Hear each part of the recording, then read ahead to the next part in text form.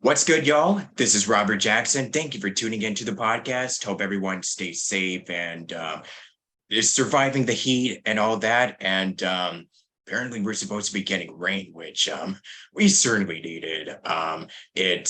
Yeah, haven't had it in quite a while, at least from my location. But anyways, yeah, hope everyone's doing well. And yeah, just been enjoying the podcast so far. And today we're going to be chatting with someone who you may recognize in the voiceover acting film. They've done pretty much any bit of acting, like whenever you see them, they've done like any bit of work that they can indulge themselves. I'm sorry, I'm not really the best with introductions, but ladies and gentlemen, we have Nancy here in the corner. Here, Van Iderstine, and in case you're wondering, it's, and people pronounce it all kinds of different ways. And the truth is, I think in Holland, they pronounce it differently. So when people change it here, I think, it's just Nancy, but yeah.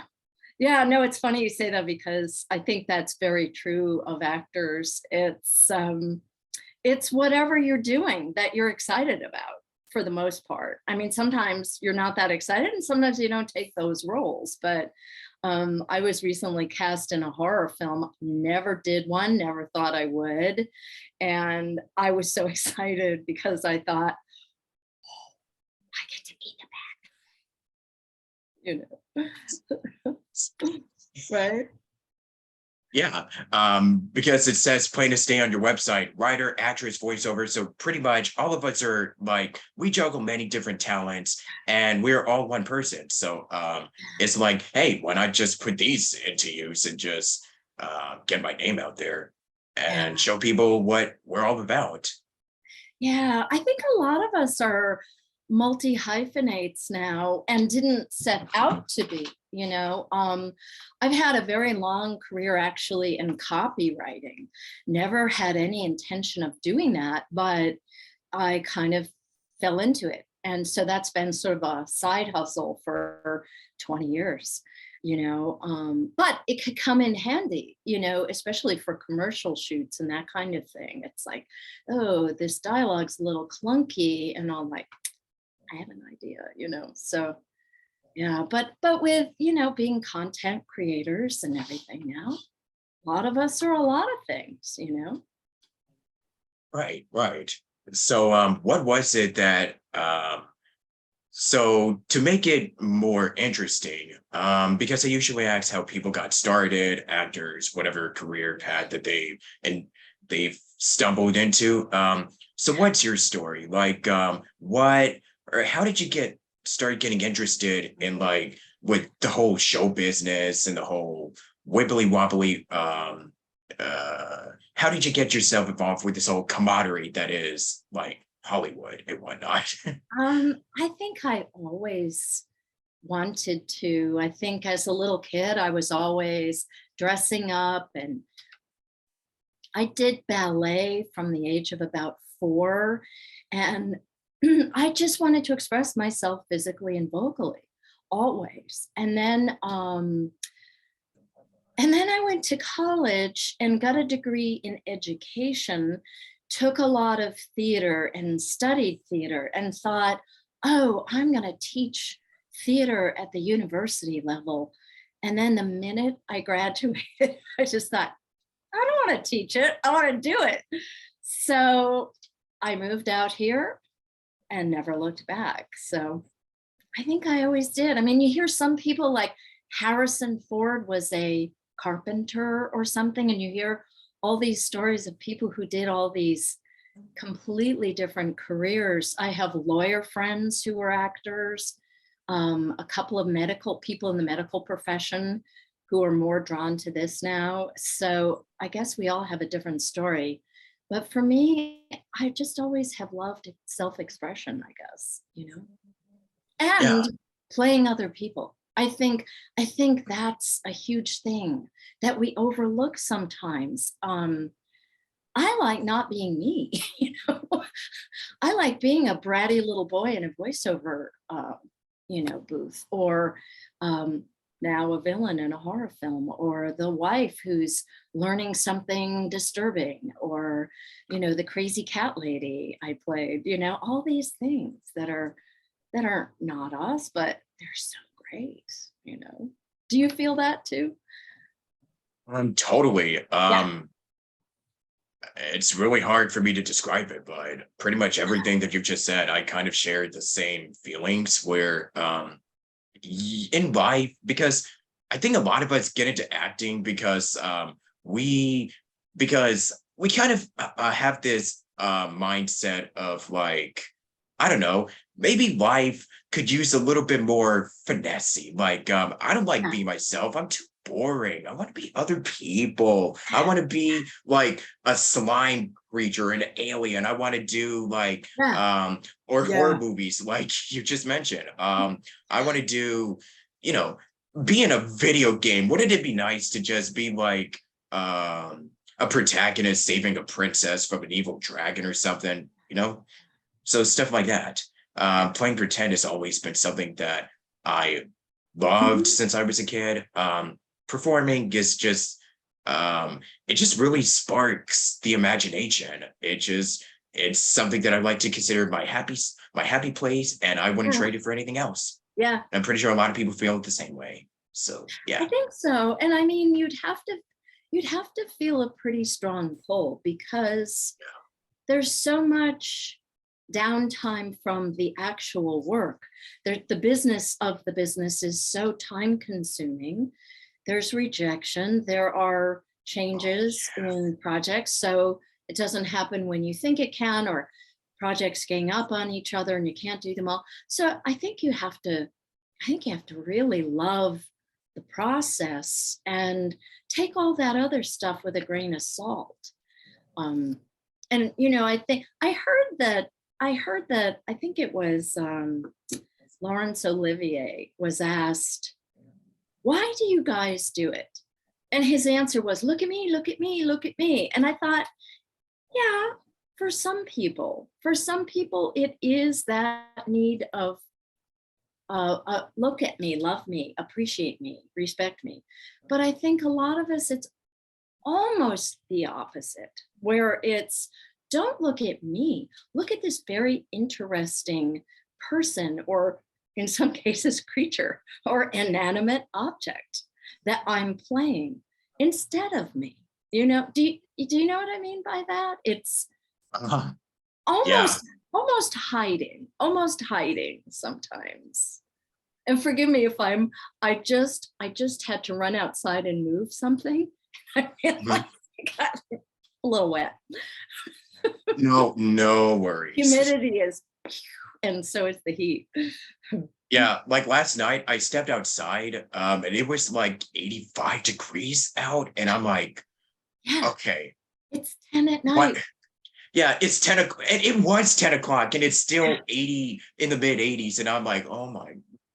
yeah, Yeah, but trust me, if you live in like Las Vegas or so, then the weather like this is normal, especially during the summertime. But like here, I'm like, oh boy.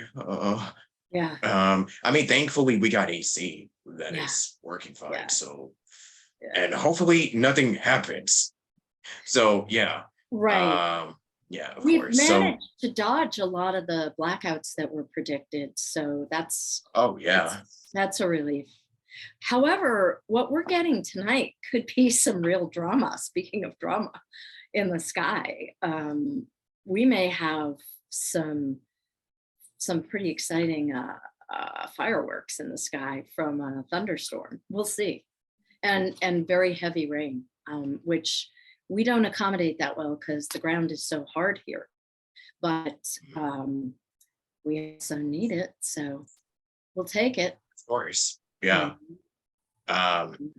yeah, because the weather here is like, I don't know, it's a bit of a wild card.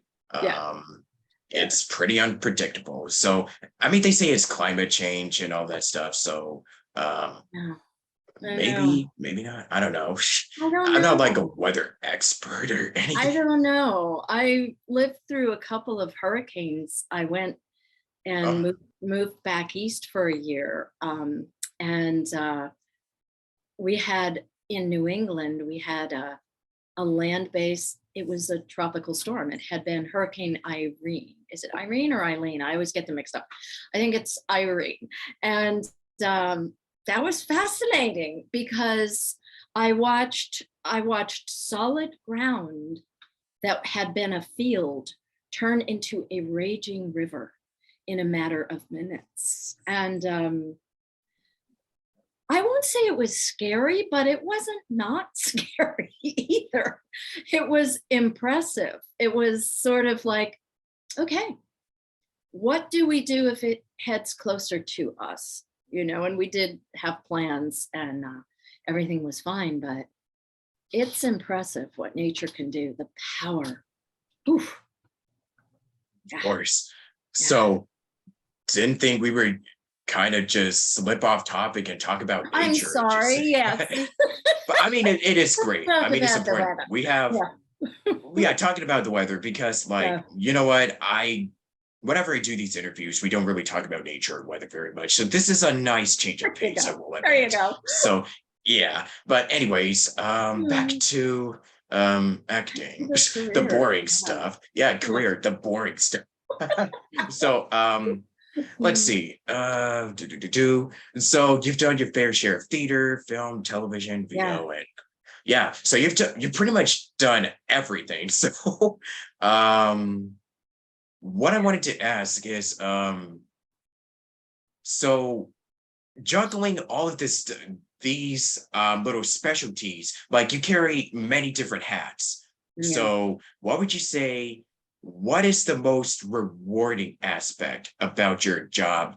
Not even job, but just career in general. What would you say is the most rewarding field to work in, as far as so far what you've done all throughout?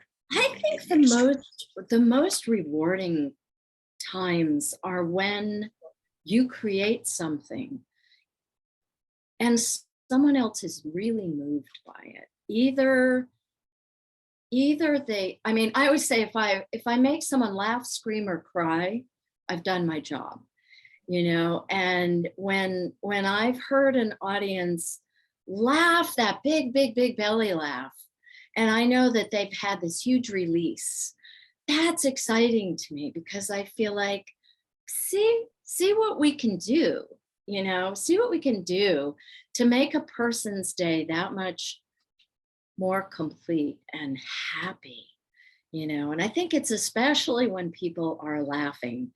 And that's either as a writer or an actress. I wrote a play once and the director decided he was putting a dance routine in it that he hadn't told me about. And he said, oh yeah, there's a dance routine in it now. And by the way, you're one of the backup dancers. And I said, you can't do that to me because I'm going to be on stage having to see how the audience is reacting to something I created, but having to perform at the same time. Why are you making me do that? And he said, because it's really fun that I'm making you do that. And it was an interesting experience. It was a very interesting experience. Being a backup dancer and also pretending I'm not, you know, aware of how the audience is responding to the work. And I would say that a close second to seeing a response to something I've created is also working with other people who take what you're working on to a place you didn't even know it could go. You know, sometimes there are other actors who are so good and they breathe so much life into something that when I'm playing off of them, or if I'm not in it and I've just written it, but to get to witness what other actors and crew and director and everyone else are contributing to something, wow, that's exciting. Because there again, you feel like, okay, this was worth my time because they're taking seriously what I've created and they're taking it to a really wonderful place. And that just feels good, you know? Yeah. So it's like you don't even have a favorite, just any opportunity that you get. It's like you just have a blast doing it all, essentially. Yeah, yeah, Just putting on a show and just, yeah. making the audience feel something.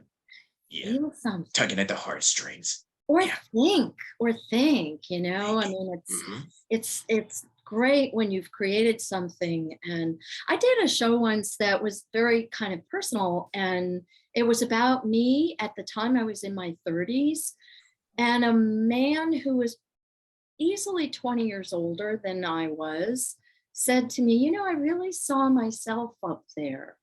And I thought, that's cool, because I wouldn't have seen that coming. It was about a woman going through things that a woman goes through sometimes, and at a certain age. And here's an older man, different generation, different gender, different life experience, who felt so connected to the show that he wanted to tell me that. And I thought, wow, there's a cool byproduct of just getting up there and saying a bunch of stuff.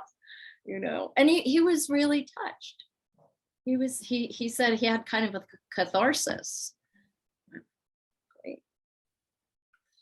Yeah. Because I know that in the field of acting, it's kind of like that one, because a lot of people get into acting for different reasons, whether it's because they genuinely have a love and a care, they genuinely just enjoy performing, or they kind of get into it because it's the one, because we know that the world, it's kind of, well, I mean, particularly in California, like it's literally on fire, and it's kind of like the one of the many escapes that they could just slip into. And Yeah.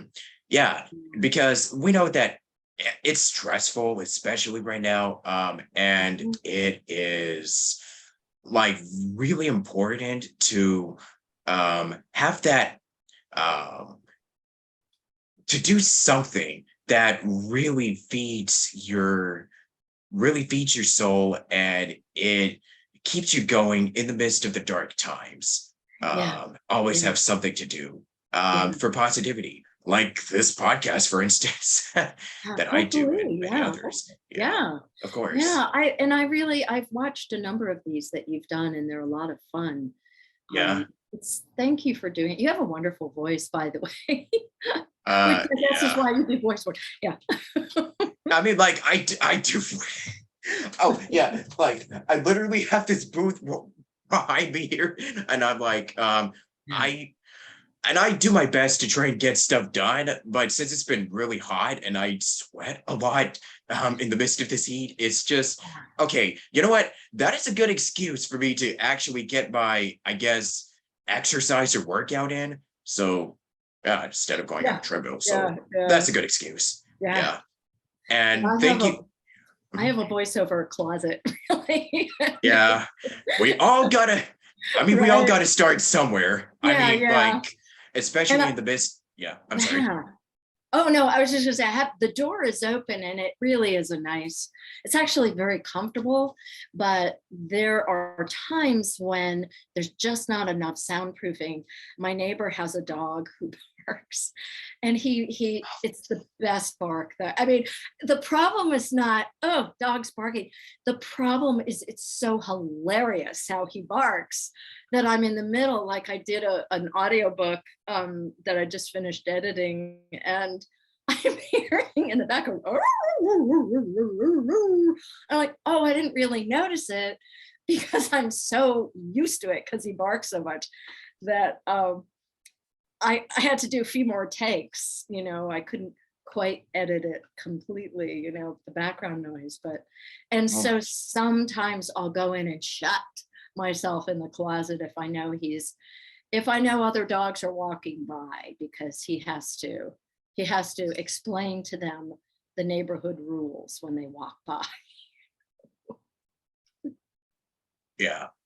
Oh yeah, yeah. I mean, I used to have like, because a lot of people in my neighborhood, like my neighbors, have dogs and everything. Like they have pets, and they have like more than three dogs, one of them. Wow. So it's just like, when I first like we moved back in 2013. So this house we've lived since like for the last 9 or so years. But when we first moved here, it was like pretty much like a symphony, dogs just barking, Yeah. day and night. Yeah. And yeah, not fun.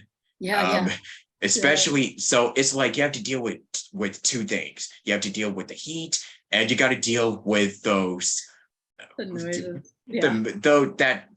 the dogs and the meddling kids, I suppose. Yeah.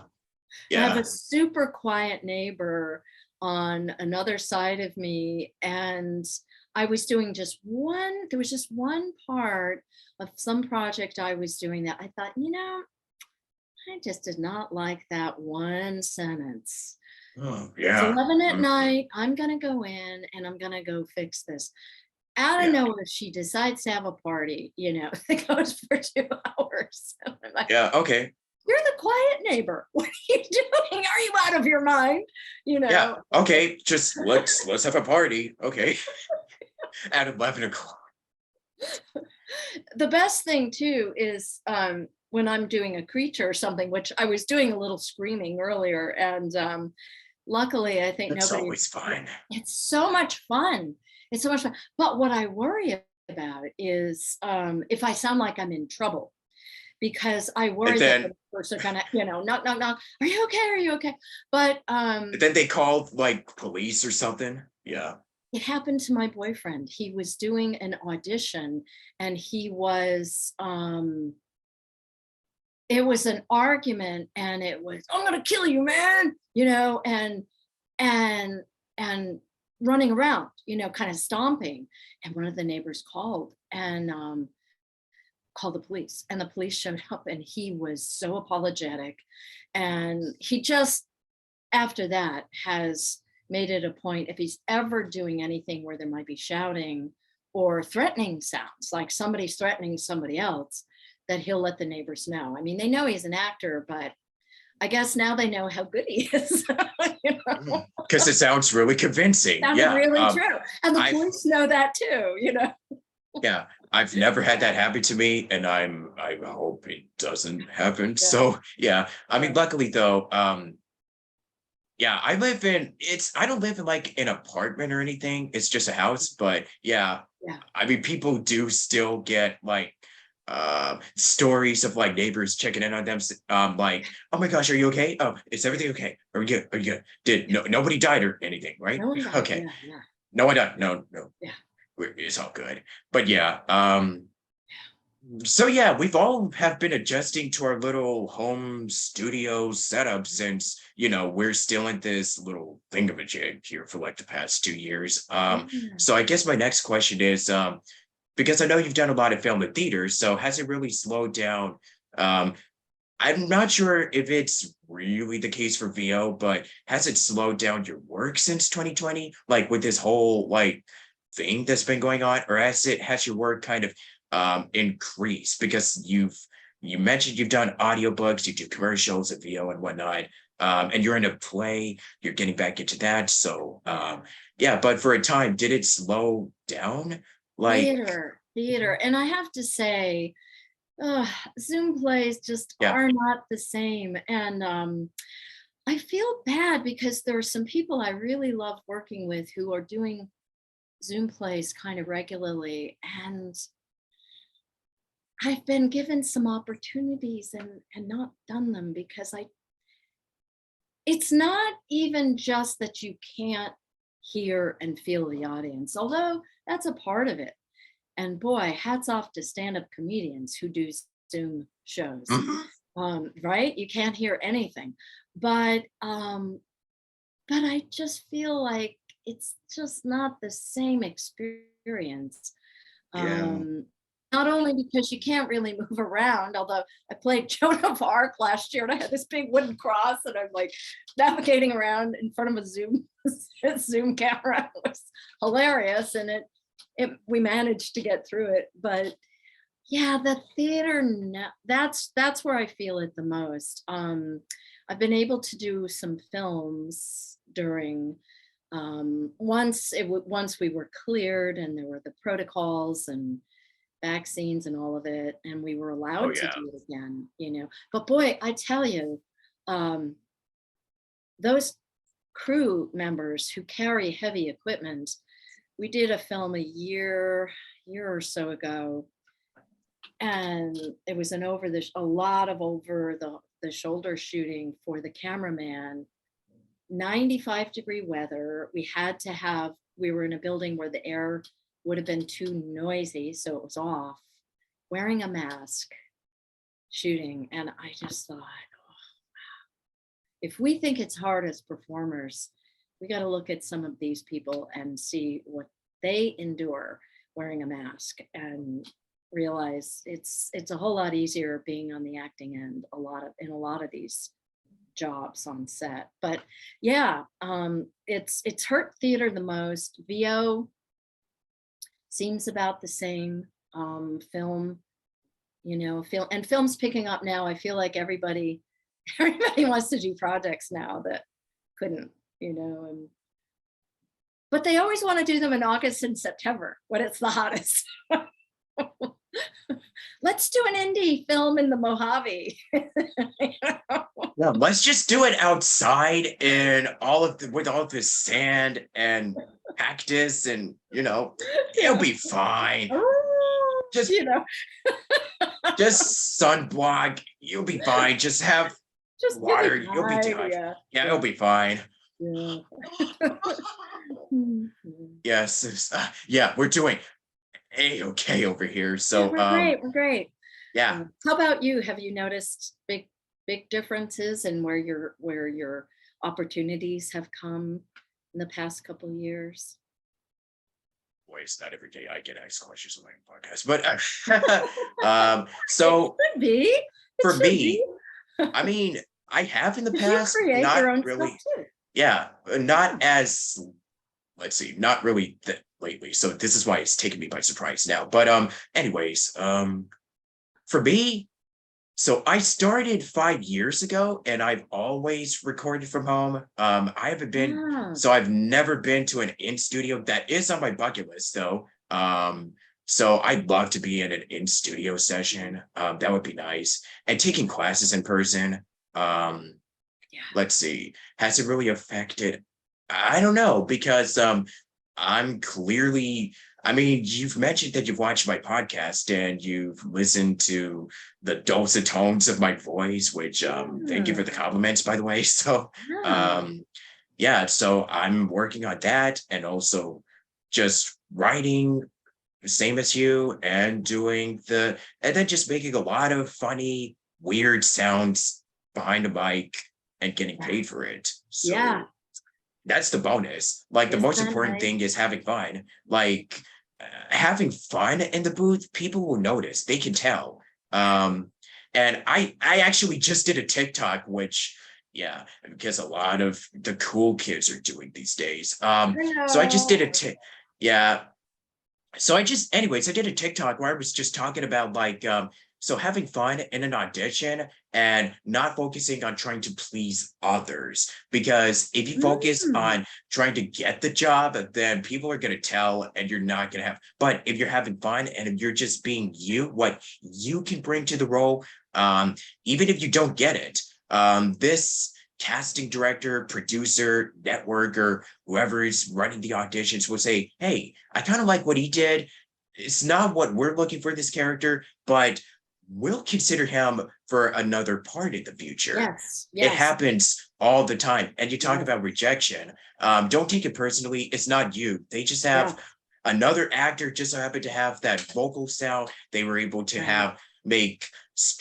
have more specific choices that apparently you don't even know, or you might have your own strong choices, but what this person did was able to help really sell the character to them, or just whatever they did. There's many different factors as to you not getting a role, but the most important thing, the best piece of advice is you go in, you audition, and then you send, and you forget about it. Sometimes you hear a callback, sometimes you don't. But that's just the nature of the biz. Sometimes you hear a callback, sometimes you don't hear anything at all. It happens pretty much it's not like a once in a while thing. No, this happens like literally every day Oh, to Nancy, absolutely. to me, Yeah. all pretty much everyone that I had on Oh, the yeah. podcast. This happened to them. Like we Yeah. all go through it. Yeah. And yeah, it can be really And easy to fall. Yeah. and Being like, I think you're to your point about they might hire you for someone else. I like that thought. You may not book the job, but you might book the room, meaning the casting room. And I think that's really what you aim for. Um, and I did an audition for an indie film that, oh, wow, I love the part and I love the writing. And I thought, "Oh, I would so love to be in this." And I got a really nice rejection email from the casting person. He said, "You know, I just want to tell you that this was such a difficult choice, and there were three people it came down to, and you were one of them. And for what it's worth, I love your work and I will follow your career. And I am sorry I was not able to cast you in this part." And I thought, that's okay. Most people would say that's not as good as getting the part, but it felt pretty close. It was lovely because you almost never do hear back if you don't get it. yeah, Maybe if right. it's through, if you've got an agent and the agent says, "Well, so, did you cast my guy?" And they come back with, "No, but nice job. We hope to think of him or her for something else," but otherwise, as just an actor, yeah, they don't necessarily let us know. And it could be they hired their best friend or their, cousin, Yeah, or if there's someone they've worked with a lot and know how that person works and know that it will work out, whereas we might be a complete unknown. So yeah. yeah, Um, it so happened. yep. And you can kind of fall into the mindset of like, oh, am I not good enough? Or Right, what has right, happened? Yeah. right. So yeah, there's a lot of advice on how to deal with like imposter syndrome or like any negative mindsets that you might be feeling. So Yeah. I guess for you personally, because um let's see. So what so when it comes to like mindsets of like, I don't know, whenever you feel like the imposter syndrome, because I know that everyone goes through it and we all have our off days. So what is your best piece of advice and what helps you personally? Like how or I know it's different for everyone, but what are your positive I Mm. guess, yeah, like ways of, whatever these feelings of just inadequacy or anything else that might come up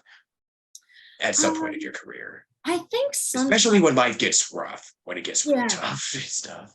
Yeah, And I especially and I now. think sometimes with social media, we're also surrounded by, "I just booked this amazing thing." And in your mind, you're realizing, "Really? Because I just obviously did not get cast in something I thought I was for sure gonna get." Ooh. And I just do something that I enjoy doing. I'll go for a run.